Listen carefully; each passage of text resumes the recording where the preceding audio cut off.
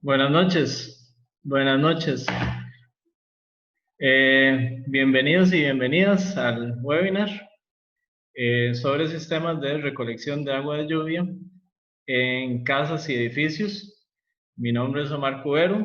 Me gustaría saber si se escucha bien, si están escuchando bien la transmisión. Y me gustaría saber desde dónde nos escriben.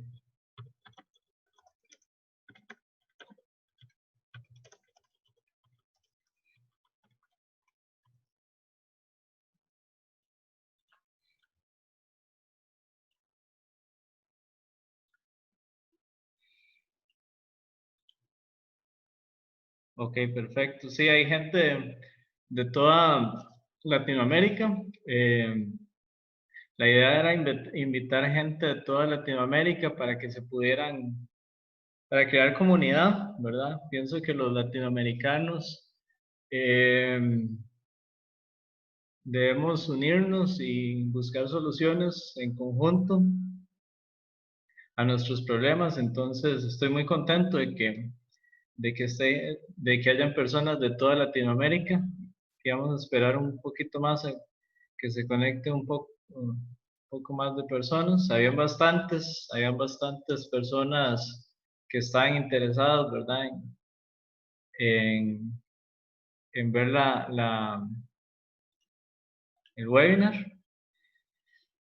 Y bueno, vamos a iniciar.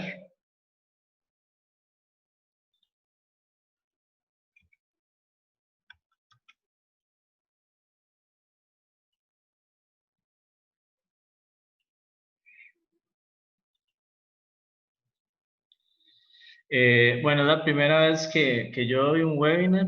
Eh, ya he salido en televisión y me he entrevistado, bueno, y he dado charlas en universidades, pero sí es la primera vez que doy un webinar. Espero que todo salga bien y no tengamos problemas con la tecnología, que a veces nos da algunos problemas. Mi nombre es Omar Cuero, yo soy el fundador de Hidrovital, soy Lead Green Associate y hoy vamos a hablar sobre sistemas de recolección de agua de lluvia para casas y edificios. A continuación, vamos a ver lo que son la presentación del caso de estudio de Miguel Fuentes. Es una casa de habitación en Heredia y si quieres, Miguel, eh, nos ayudas con la presentación. Te voy No sé a... si me escuchas, Omar. Sí, te escucho Sí, bien. ok, perfecto. Y tenés que habilitar Voy, la opción de compartir.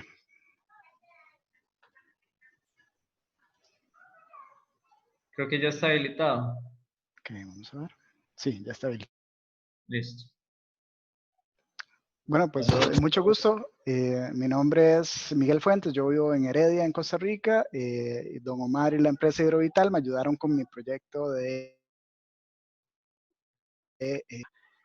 cosecha de agua llovida.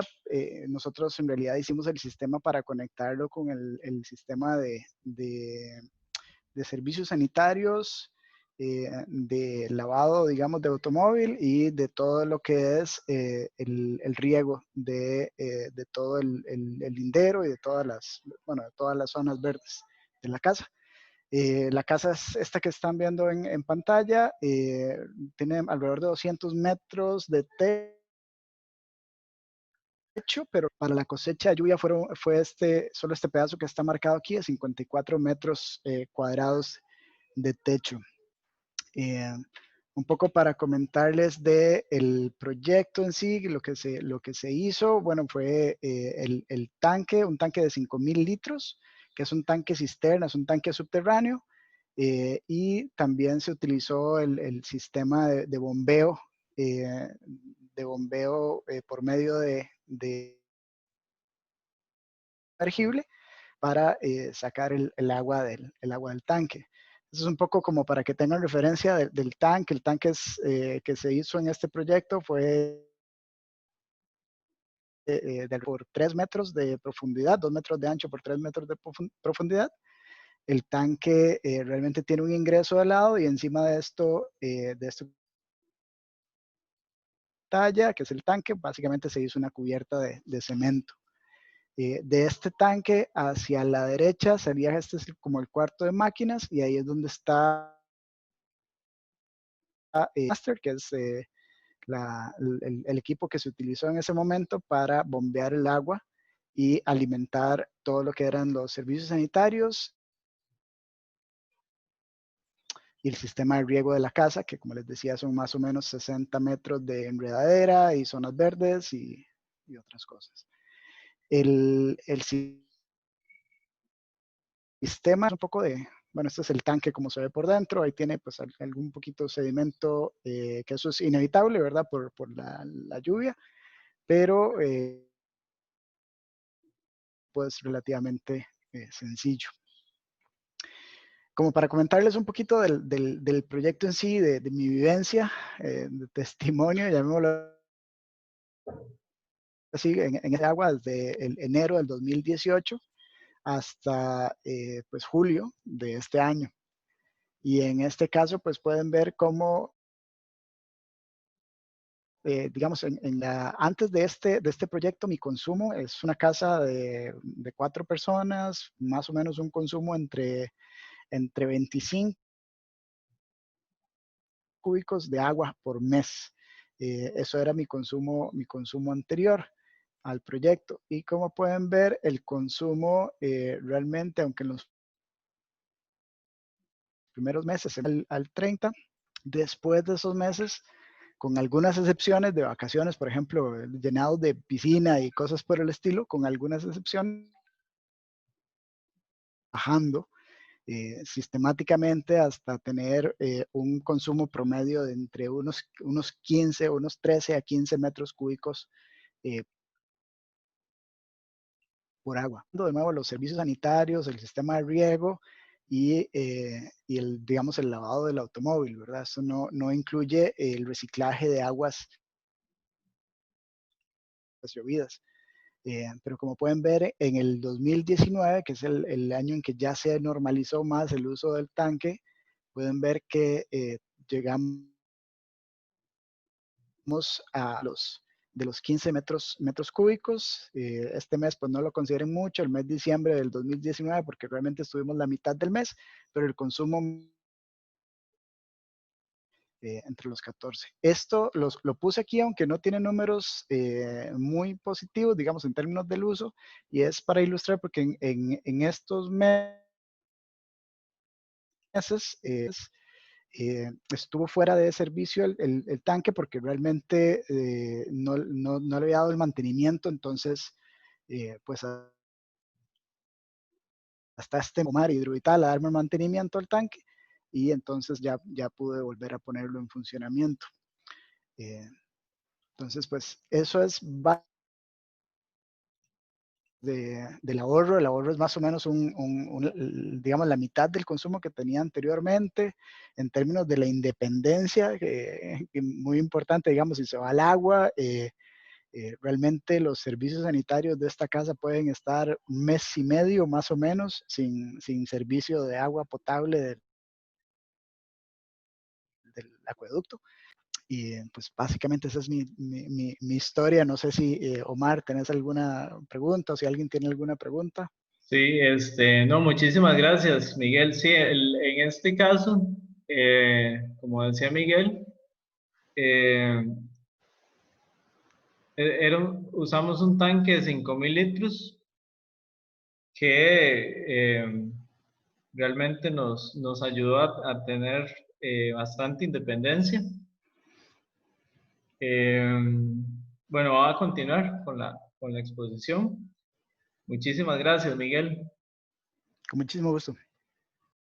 Voy a esconder un poco la cámara porque a veces las diapositivas, el cuadrito este de Zoom tapa un poco las diapositivas. Entonces, ok, bueno, les dejo esta frase que es de Jacques Cousteau, que es uno de mis héroes de infancia que dice, olvidamos que el ciclo del agua y el ciclo de la vida son uno mismo. Y es curioso, digamos, cómo él influenció bastante mi vida al punto de que generé mucha conexión con lo que es el tema del agua e incluso mis dos hobbies favoritos son surfear y bucear. Y bueno, para que me conozca un poco, ¿quién soy yo? Soy Omar Cubero, soy ingeniero civil. Me gradué hace 10 años como ingeniero civil y bueno, yo recuerdo que recibí una excelente formación en la universidad, pero una cosa que resentí un poco fue que en ese momento en el currículum no incluían mucha preparación con respecto a sostenibilidad, que es algo que yo siento que, bueno, ya ahorita las universidades poco a poco lo han ido incluyendo. Después empecé a trabajar en el gobierno, siendo parte del equipo de diseño de los Sensinai, que son los centros de nutrición infantil que tiene el gobierno aquí en Costa Rica. Y yo recuerdo que traté de como implementar todas estas técnicas de sostenibilidad, ¿verdad?, en los proyectos y choqué contra el sistema institucional que a veces tienen nuestros gobiernos. Y recuerdo que mi jefe me dijo como, está muy bonito su idea, pero implementelo en sus proyectos privados. Aquí ahí vamos a seguir haciendo las cosas como siempre las hemos hecho. En ese momento decidí salir de, del gobierno y empezar con lo que es Hidrovital. Es un proyecto en el que ya llevo 6 años. Eh, Recuerdo que los primeros intentos por instalar un sistema de agua de lluvia fueron bastante artesanales. Era básicamente conectar el bajante a un tanque y bueno, lo que pasó fue que terminé con un tanque lleno de hojas y animales. Eh, Luego empecé a poner unos filtros como artesanales, pero igual el agua no tenía la calidad suficiente, la calidad que yo quería y además requerían mucho mantenimiento. Después recibí una capacitación de parte de un grupo de expertos alemanes que vinieron a Costa Rica, dieron una capacitación y luego viajé a Alemania a seguir capacitándome en el tema de cosecha de agua de lluvia. Logré la representación de una marca alemana que produce filtros y sistemas bueno, en general productos para aprovechar agua de lluvia y la traje a Costa Rica. Y más o menos esa es como la historia mía de cómo empecé con esto y todo el camino que he recorrido hasta llegar a ahorita, ¿verdad? Vamos a hablar un poco de lo que es la problemática del agua, porque a veces la gente dice que, bueno, es que es un recurso que es abundante bueno, de hecho, el 75%, 76% del planeta está cubierto por agua, pero solo el 2,5% de esa agua es agua fresca, el resto, el 97,5% es agua salada, está en los mares, y de ese 2,5% que es agua dulce, solo el 0,1% está disponible para consumo humano. Y entonces ahí nos damos cuenta de que realmente no es tan abundante. Y a veces, y incluso, aunque nos haya alcanzado hasta el día de hoy, los recursos se deben gestionar bien independientemente si tenemos mucho o tenemos poco. Para ejemplificar un poco esto, les puedo dar, digamos, tal vez todos nos identifiquemos con el ejemplo de, por ejemplo, un boxeador o un futbolista o un rockstar, que ellos llegan a veces a tener un montón de dinero y viven en una abundancia de dinero y por una mala gestión, por una mala administración, termina en bancarrota y viviendo peor que mucha gente. Entonces lo mismo puede ocurrirnos con el agua, podemos llegar a quedar en quiebra, por decirlo así, con nuestro recurso. Y en cuanto a la problemática del agua, tenemos las presiones del cambio climático que generan lluvias más fuertes y sequías más prolongadas. También tenemos que la disponibilidad del agua no es igual en todas partes ni todo el tiempo. Aquí en Costa Rica, por ejemplo, tenemos una estación seca muy, de más o menos 5 meses donde prácticamente no llueve, y luego tenemos una estación lluviosa muy larga, digamos, que son de 7 meses, donde tenemos abundancia de lluvia. Pero incluso tenemos diferencias en lugares muy cercanos. Por ejemplo, en Costa Rica, entre unos pocos kilómetros, podemos tener problemas, diferentes patrones de lluvia, qué sé yo, en Guanacaste, es uno de los lugares más secos de Costa Rica, y en Monteverde, es una que está a unos cuantos kilómetros, es una de las áreas más lluviosas del país. Y eso sucede en toda Latinoamérica.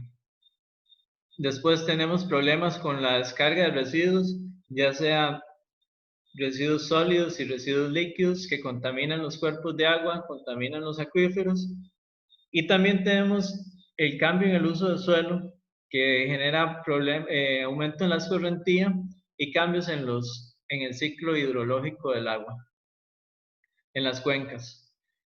Eh, por eso es que es importante, para gestionar bien los recursos, incluir sistemas de reciclaje de agua en los espacios construidos que vamos desarrollando. Entre los beneficios que tenemos para el usuario está el ahorro en la factura de agua y alcantarillado, como lo ejemplificó Miguel. También tenemos un menor consumo de detergente. De hecho, hay una investigación muy interesante por parte de una investigadora en Barcelona, se llama María Vargas Parra, perdón. Ella hizo un análisis muy bueno, donde encontró que los sistemas de agua de lluvia, o al usar agua de lluvia para lavar, para lavandería, generan un ahorro de cerca del 80% en detergente. Eso se debe a que el agua de lluvia es un agua suave, que permite que los jabones y detergentes trabajen de forma más eficiente, y de esa forma podemos ahorrar. A diferencia de las aguas duras, que generalmente vienen de los acuíferos, que vienen cargadas de minerales y metales como hierro, manganeso, magnesio, y eh, esos metales generan que los detergentes tengan más dificultad de disolverse en el agua y hacer su efecto de limpieza. También evita problemas de calcificación en la tubería y en los equipos como lavadoras, cacheras, llaves de chorro. También, como decía Miguel, mitiga los efectos de los cortes de agua, porque, por ejemplo, incluso en temporada de lluvia, cuando tenemos abundancia de agua, podemos tener problemas de cortes por ejemplo, mantenimiento de las tuberías. También genera un mejor crecimiento de las plantas. Cuando las plantas están acostumbradas a ser regadas con agua de lluvia, y yo he hecho el experimento, de hecho, de regar una planta con agua de lluvia y otra con agua de la cañería, y es realmente notable la diferencia en cuanto a la forma en que crecen las plantas cuando se usa el agua de lluvia.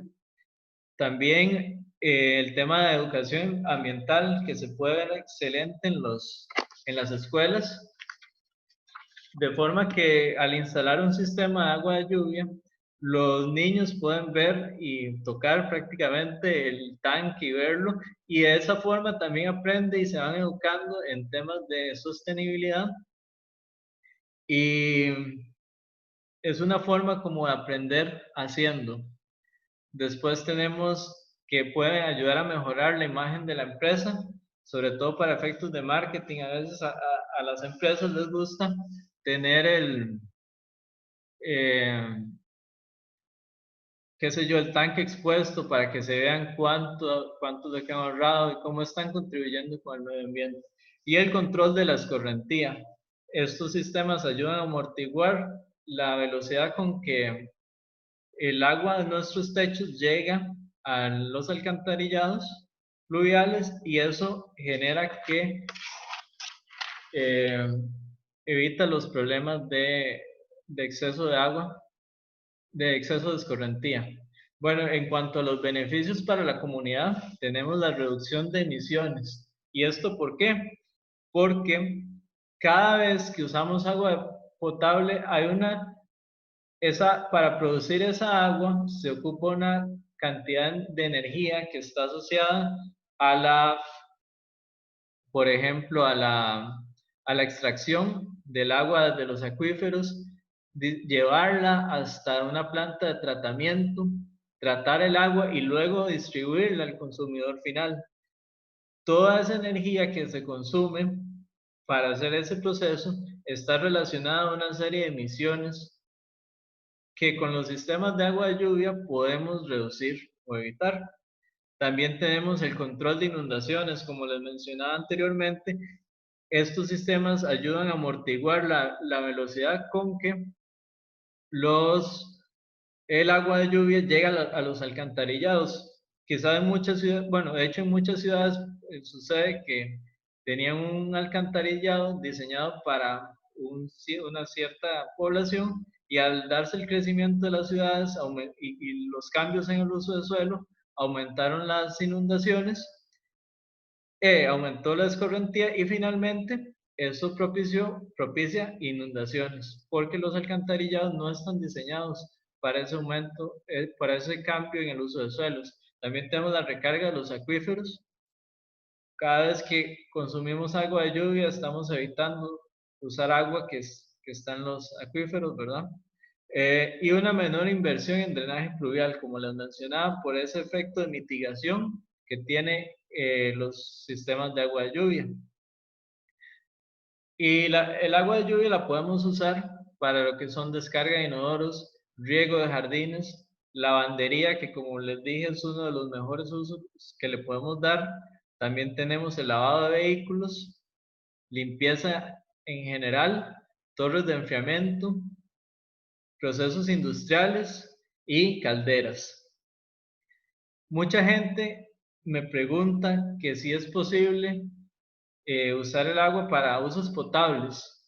Y bueno, alrededor del mundo hay una serie de ejemplos. Yo personalmente nunca lo he hecho, pero por ejemplo en Estados Unidos la normativa lo permite si se da un proceso de desinfección. La desinfección la podemos hacer ya sea por medio de cloración, con lámparas ultravioletas o por ejemplo con microfiltración. También el proveedor, por ejemplo, de los productos que yo importo de Alemania, que yo distribuyo, ellos desarrollaron una cerveza artesanal a base de agua de lluvia y realmente es muy rica. A mí me gustó bastante. Después vamos a ver un poco lo que son los componentes del sistema. Y aquí vamos a ver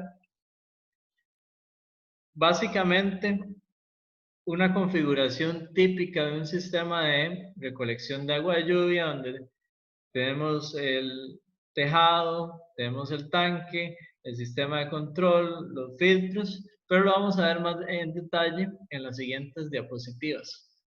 Aquí tenemos, bueno, lo que es el área de captación, que principalmente son los techos, aunque también pueden ser pavimentos, como los parqueos, se pueden aprovechar para recoger el agua, pero en la gran mayoría de los casos van a ser los techos. Y ellos pueden influir tanto en la cantidad de agua que se puede recolectar como en los usos que se le puede dar. Por ejemplo, los techos verdes ellos tienden a absorber mucha agua y eso genera que solo podamos aprovechar la mitad del agua que cae al techo. O en el caso de los techos asfálticos no son convenientes para uso en lavandería porque genera suciedad en el agua y esto obviamente va a generar suciedad o sea que la ropa se ensucia al usarla para lavandería. Después tenemos lo que es el prefiltrado, que hay una gama de filtros muy amplia. Hay filtros, ellos se clasifican de acuerdo a dónde están ubicados. Por ejemplo, pueden estar ubicados en los bajantes, pueden estar ubicados en arquetas fuera de los tanques o pueden estar ubicados dentro del tanque. También por su funcionamiento existen filtros de canasta y filtros autolimpiantes. También la normativa europea o alemana, ellos piden un grado de filtración que la malla, la abertura de la malla sea de 0.1 milímetros a 1 milímetro. Y la función principal de los filtros es evitar el ingreso de suciedades, principalmente contaminantes gruesos, por decirlo así, como hojas al tanque. Vamos a ver un poco cómo funcionan los filtros. El filtro autolimpiante, el Pure Rain, él acumula aquí lo que son las suciedades, las hojas principalmente, y similar al movimiento que hace el agua en los ríos, él va a expulsar, va a generar un remolino cada vez que se llena y va a expulsar la suciedad. Eso genera que se reduzca mucho lo que son el mantenimiento del sistema, ¿verdad?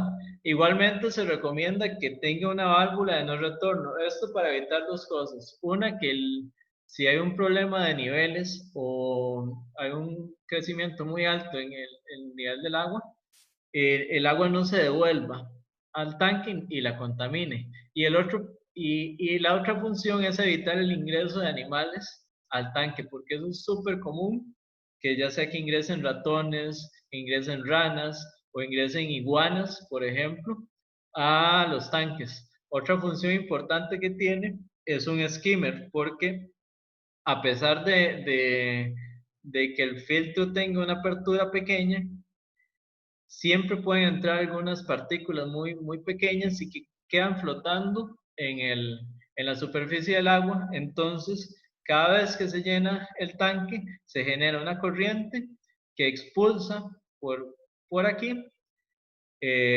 todo lo que es esas partículas flotantes. También tenemos lo que es el amortiguador, que es esta pieza que se puede ver aquí abajo. La función de este dispositivo es amortiguar la entrada del agua, porque el agua va a entrar con mucha fuerza, va a tener una caída de por lo menos 6 metros hasta llegar al fondo del tanque, y al ingresar con tanta fuerza va a generar que los sedimentos se dispersen. Entonces, la función del amortiguador es reducir la velocidad en que esa agua ingresa al tanque y que los sedimentos no se dispersen, porque los sedimentos de hecho son importantes para el tanque. Los sedimentos tienen la función de que ahí se acumulen las bacterias y ellas generan procesos anaeróbicos que ayudan a la autolimpieza del tanque. Ellas están ahí mejorando la calidad del agua que vamos a tener dentro del tanque. Después tenemos lo que es la toma de agua. La toma de agua se recomienda que sea en la zona intermedia. ¿Esto qué es? Que sea 10 centímetros debajo de la superficie y 10 centímetros sobre el fondo. Esto con la idea de evitar tanto succionar lo que son sedimentos como partículas flotantes. Entonces, más o menos, eso es la zona. Eso genera que haya un volumen de agua dentro del tanque que no se va a aprovechar, pero eso está bien y es normal dentro del funcionamiento de un sistema de agua de lluvia. Después viene lo que es el almacenamiento, que es una de las partes más importantes, sería el tanque. Lo podemos tener de concreto, de fibra de vidrio y también lo podemos tener en diversos tipos de plástico. Eh, ok, igual lo podemos instalar ya sea bajo el nivel del suelo, a nivel del suelo o elevado. Y ellos siempre tienen que tener un rebalse para, en caso de que se llenen, el agua salga por ahí y de hecho ese rebalse va a ayudar en los procesos de autolimpieza del mismo tanque. Como lo vimos en la sección del prefiltrado, cada vez que se llena el tanque se da ese remolino que hace que el agua, la suciedad salga expulsada por el rebalse.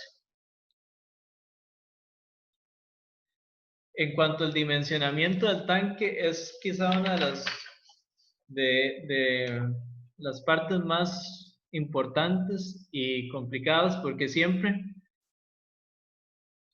vamos a, siempre vamos a buscar que el tanque sea de un tamaño suficiente para que se logre una eficiencia de más o menos un 90%. Más allá de eso, lo que va a pasar es que va a ser muy costoso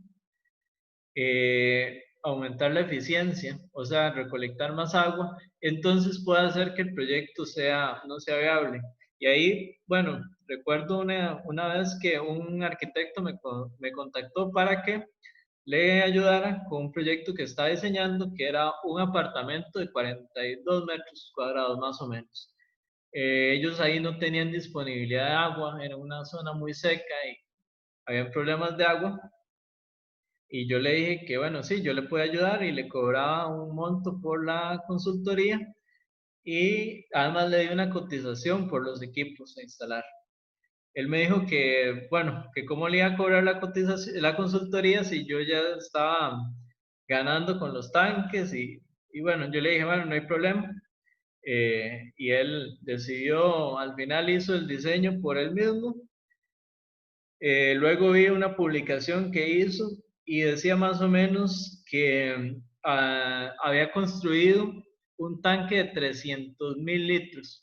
Y yo en ese momento me asusté, ¿verdad? Hice unos cálculos rápidos e incluso haciendo con el mejor escenario posible, aumentando incluso el área de techos que puede recoger. Lo más que hubiera recogido eran 72.000 litros. O sea, él hizo un tanque casi 4 veces más grande, más de 4 veces más grande de lo que ocupaba, eh, que nunca se iba a llenar y prácticamente podía costar más que lo que costaba el mismo proyecto. Entonces, sí es algo con lo que hay que tener mucho cuidado porque puede ser inviable un proyecto de recolección de agua de lluvia.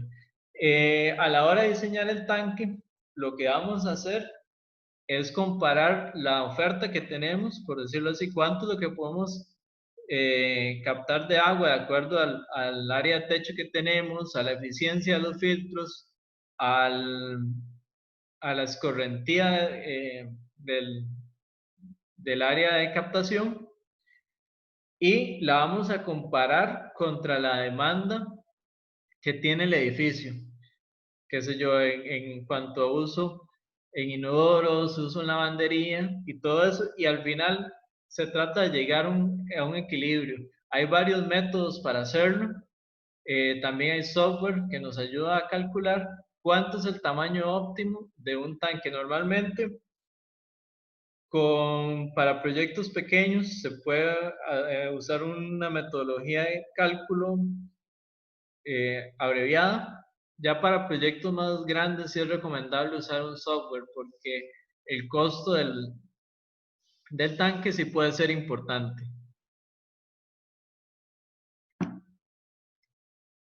Después, ¿cómo hacemos llegar el agua a cada uno de los dispositivos? Y generalmente, bueno, existen dos maneras. Lo que es el bombeo y lo que es hacerlo por gravedad. Les voy a hacer una encuesta. Más o menos lo que me gustaría saber qué opinan ustedes es que cuál tiene el mejor desempeño ambiental, ya sea un sistema por gravedad o uno por bombeo, y cuál, y la otra es si es viable económicamente eh, usar el bombeo. Bueno, normalmente yo lo que pienso es que en condiciones normales lo ideal es usar normalmente la gravedad. Lo que pasa es que no siempre lo podemos hacer, ya sea por no sé, no tenemos la suficiente altura, eh, no tenemos el espacio. Hay bastantes razones por las que a veces no podemos usar los sistemas por gravedad. Y además una cuestión importante que hay que considerar es el mantenimiento.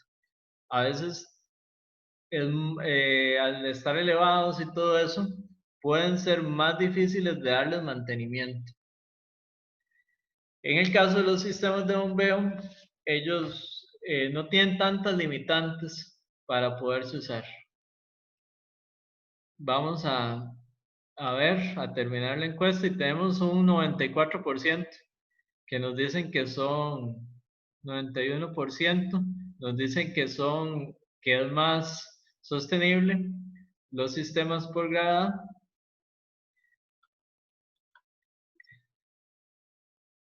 Aquí están los resultados.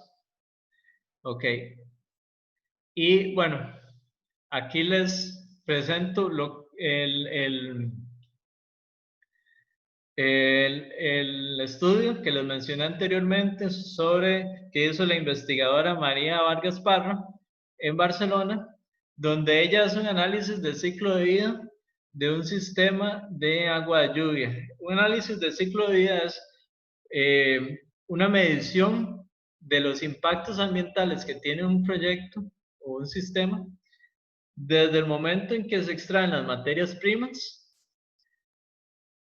hasta la fabricación, luego el transporte, la construcción, la instalación, la operación y la disposición final.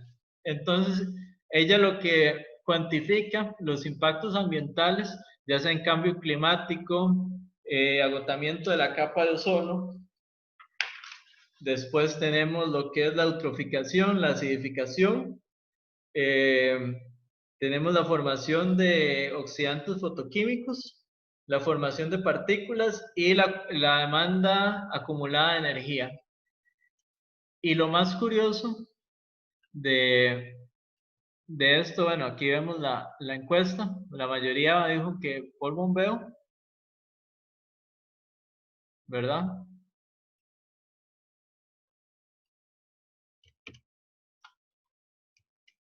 Y bueno, vemos otro punto importante, ella comparó 8 escenarios. El primero era un tanque, en un sistema en una casa con tanque enterrado y bombeo. El segundo era un tanque elevado que funcionara por gravedad y en una casa. El tercero es un tanque distribuido en el techo. Eso es como poner una piscina encima de la casa. Eso lo hizo para una casa, eh, donde ahí recoge todo el agua. El cuarto escenario son 4 casas con un tanque enterrado y un sistema de bombeo que distribuye a las 4 casas. El quinto escenario es un edificio de 5 pisos con 30 apartamentos con un tanque enterrado. El sexto escenario es un el mismo edificio con un tanque elevado por gravedad. El séptimo escenario es el mismo edificio de 30 apartamentos, ahora con la recolección en el techo, con esta, digamos, especie de piscina, la parte de arriba. Y el octavo escenario son 4 edificios con un tanque enterrado y un sistema de bombeo. Y lo que más me sorprendió es ver esto, que en el caso del sistema por gravedad para una casa, el impacto ambiental, por lo menos en lo que es la emisión de oxígeno, de dióxido de carbono, perdón, es más alto que en el caso de el sistema de bombeo. Esto se debe principalmente a la producción del tanque. Y sí, en ambos casos, digamos, para impermeabilizar, en el escenario 3, para impermeabilizar el techo se requirió una gran cantidad de aditivos a base de petróleo, y eso genera mucho más impacto que tal vez un tanque construido de concreto. Y pasa muy distinto en el caso de los edificios. En este caso, más bien fue el edificio con bombeo el que tuvo el impacto ambiental más alto, y se debía principalmente al bombeo. Entonces es curioso ver cómo en este caso no hay como verdades absolutas, y en cada caso puede ser como muy particular los resultados que tengamos, ¿verdad? Igualmente, siempre sigue siendo una mejor opción usar el agua de lluvia que usar el agua potable, ¿verdad? Para usos que no requiere agua potable.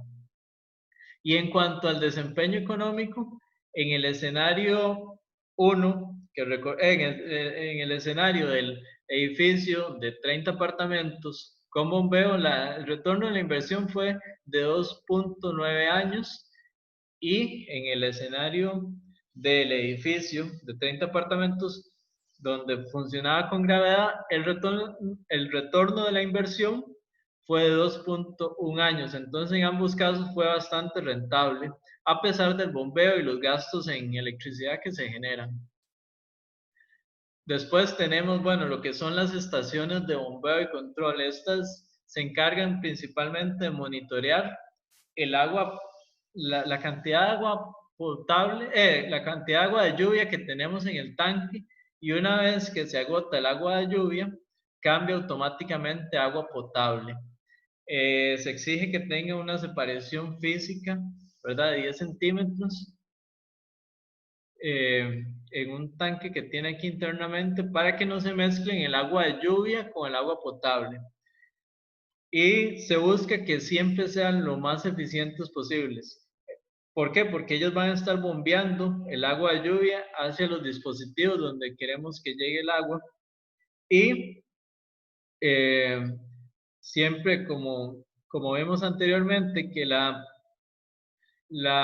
producción de emisiones puede ser muy alta debido al bombeo. Entonces siempre buscamos que ese bombeo sea lo más eficiente, ya sea tanto por emisiones como por el costo de la factura eléctrica que va a generar el bombeo.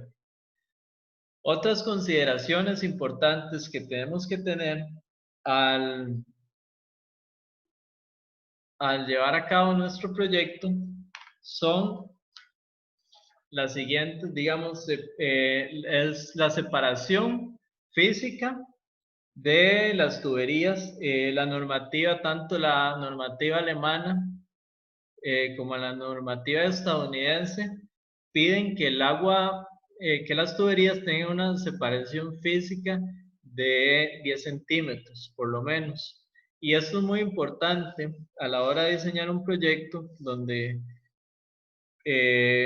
si no hacemos esa separación y luego queremos implementar un sistema de cosecha de agua de lluvia, va a ser muy difícil implementarlo después. Entonces yo lo que recomiendo es, si quieren instalar un sistema, o mejor dicho, en todas las construcciones que hagamos, siempre separar la tubería donde vamos a usar agua de uso potable de aguas que no son de uso potable, como los inodoros.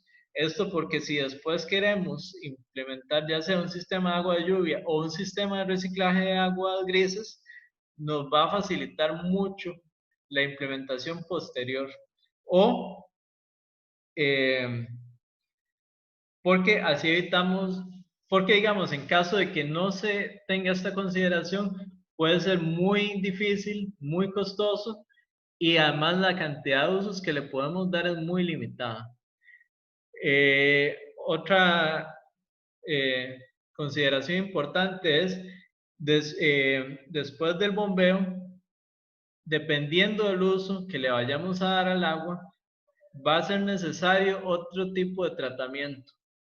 Porque dependiendo, por ejemplo, si se quiere usar para, no sé, usos potables, puede ser necesario entonces ya las lámparas UV, la cloración.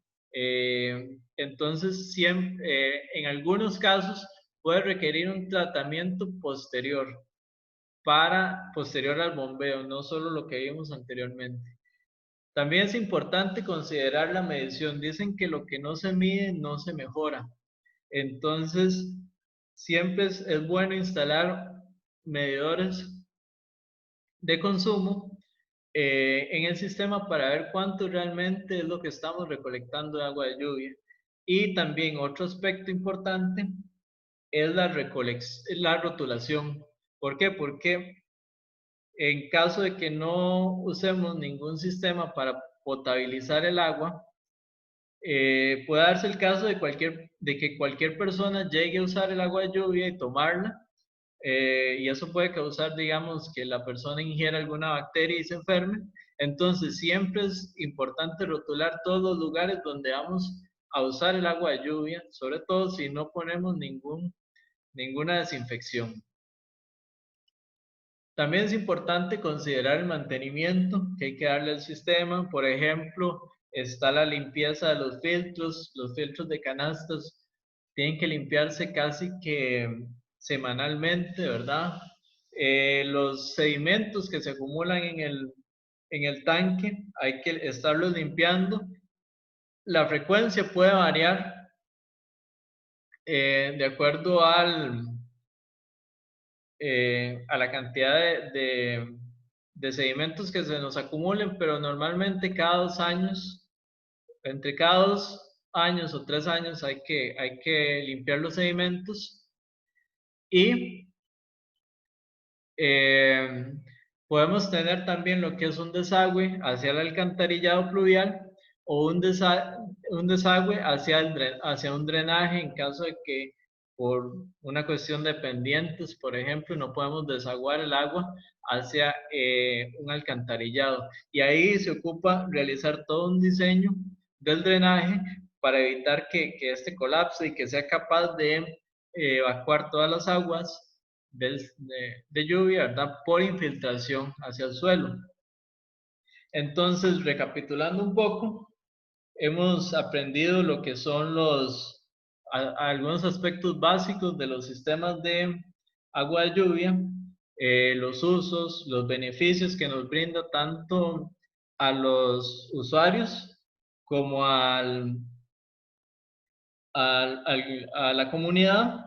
Vimos los componentes que debe tener un sistema de agua de lluvia y también vimos cómo estos pueden impactar positivamente. Por ejemplo, en el caso de la casa de Miguel, yo me puse a hacer cálculos que con el ahorro que él tiene, eso equivale más o menos al consumo, digamos, que deben tomar eh, más o menos 173 personas al año. Entonces, vemos que los sistemas de agua de lluvia, por más que sean, digamos, casos pequeños, siempre están contribuyendo bastante a lo que son nuestras comunidades. Entonces, imaginemos cuánto podría contribuir si más y más personas instalaran este tipo de sistemas, ¿verdad?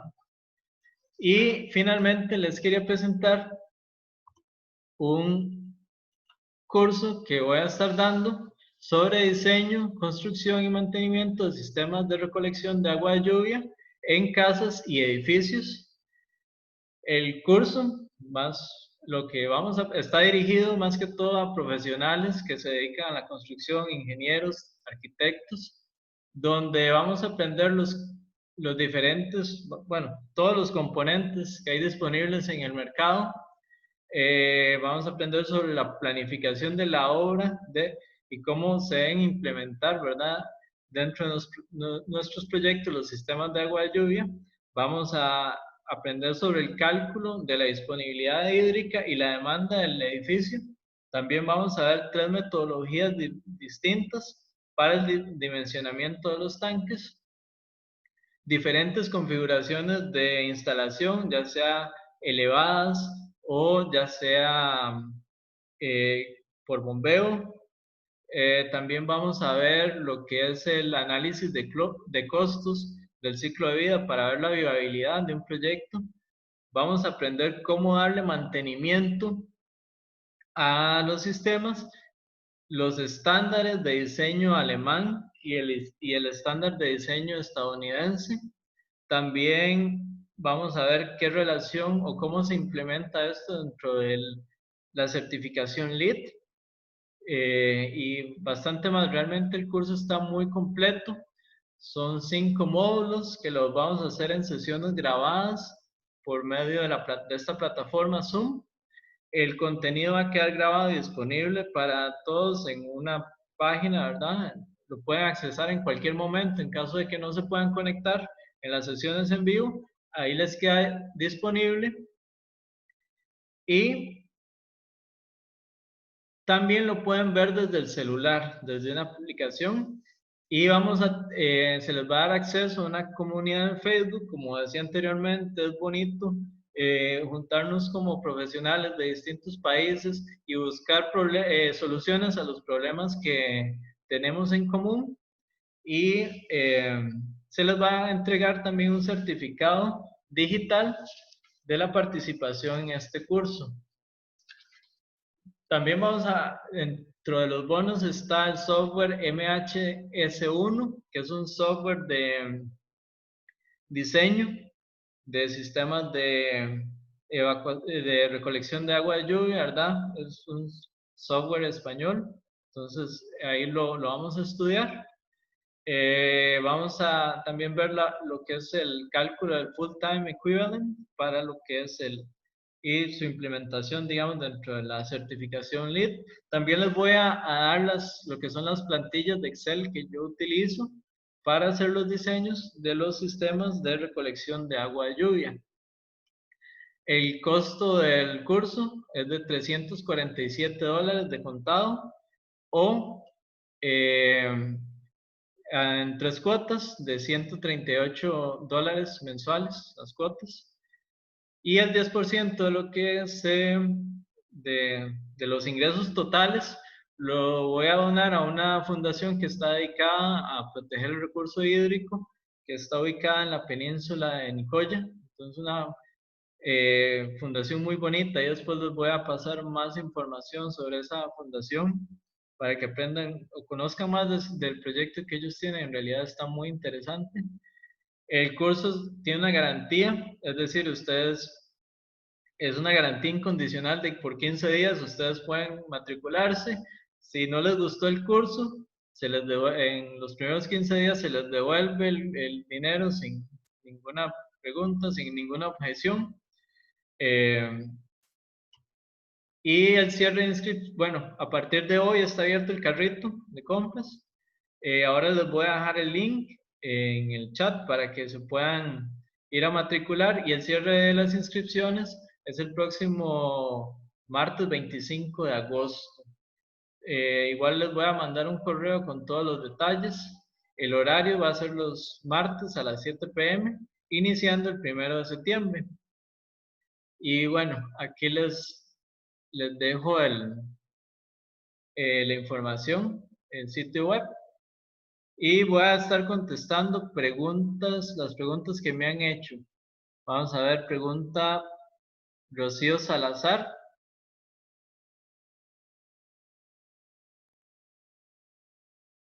Ok, dice que hay que tratar el agua de lluvia para usarlo en la casa, no potable y para uso industrial. Va a depender mucho del uso que le vamos a dar al agua.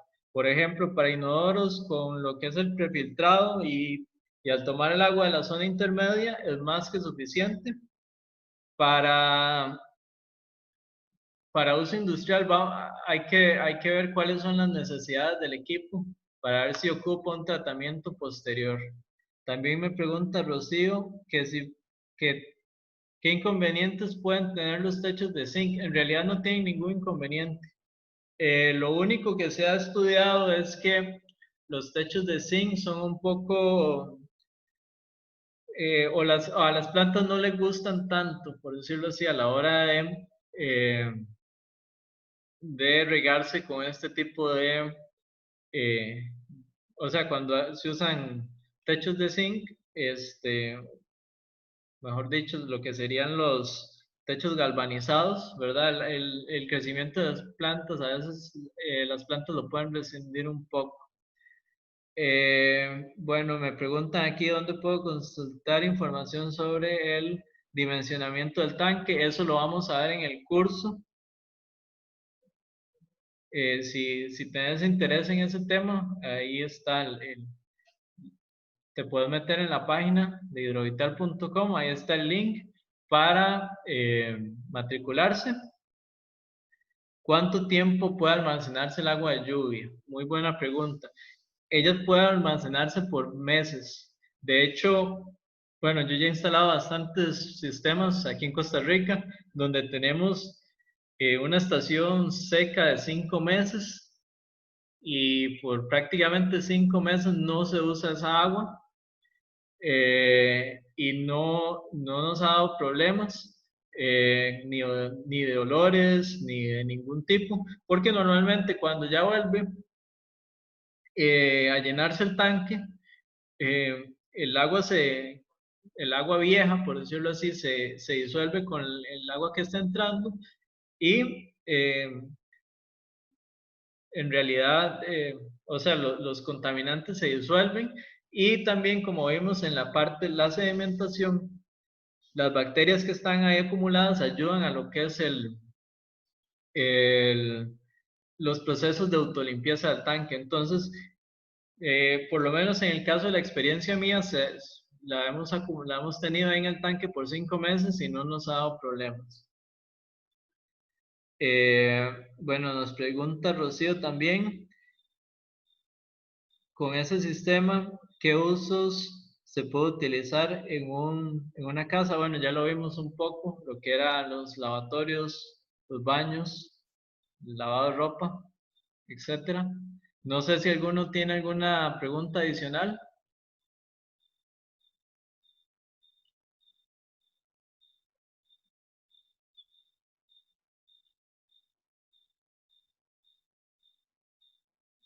¿Cuánto cuesta un sistema como el que se describió al inicio?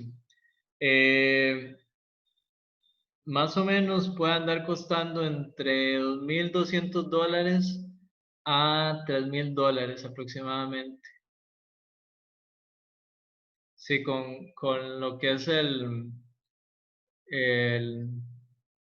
con lo que es la instalación, el sistema de bombeo automatizado, los filtros.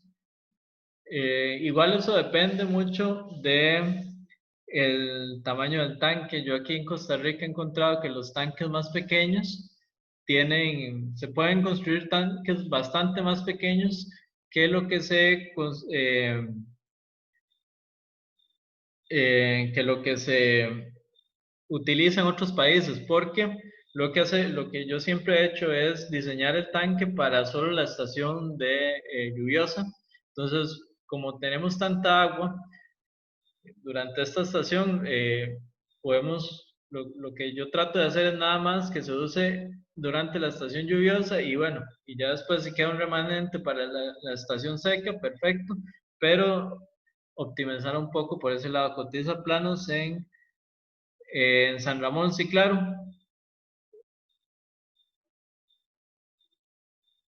¿Cada cuánto y es el mantenimiento y el costo del mismo. El mantenimiento depende mucho del sistema, de qué tan grande sea.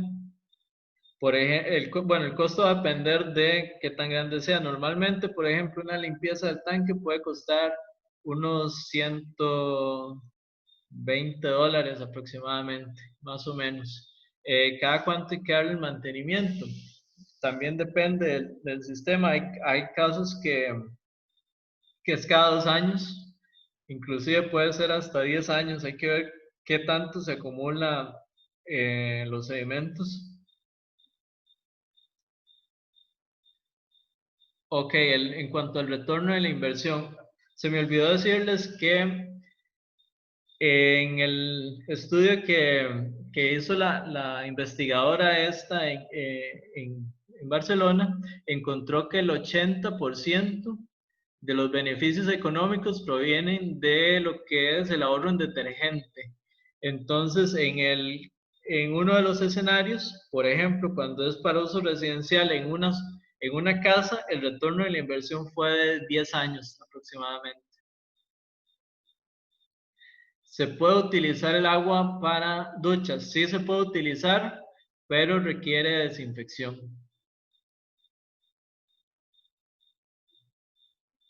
Sí, de hecho, el proveedor que en Alemania, ellos eh, tienen, de hecho, ellos lo tienen para uso en duchas. Y bueno, yo de hecho me duché con agua de lluvia y es bastante agradable.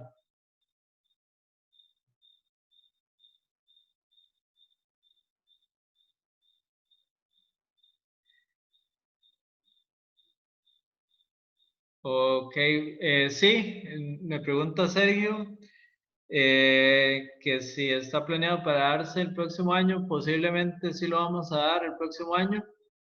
Lo que posiblemente no sé, vamos a ver si el costo va a ser igual, pero posiblemente suba porque el curso realmente está muy completo. Pero sí, la idea es darlo el próximo año.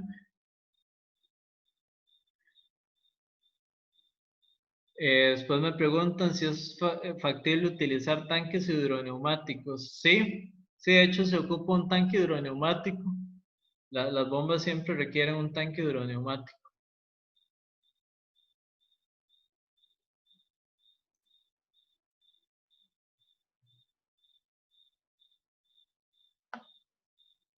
No sé si hay alguno más. Bueno, con esto me despido. Muchísimas gracias por estar aquí presentes.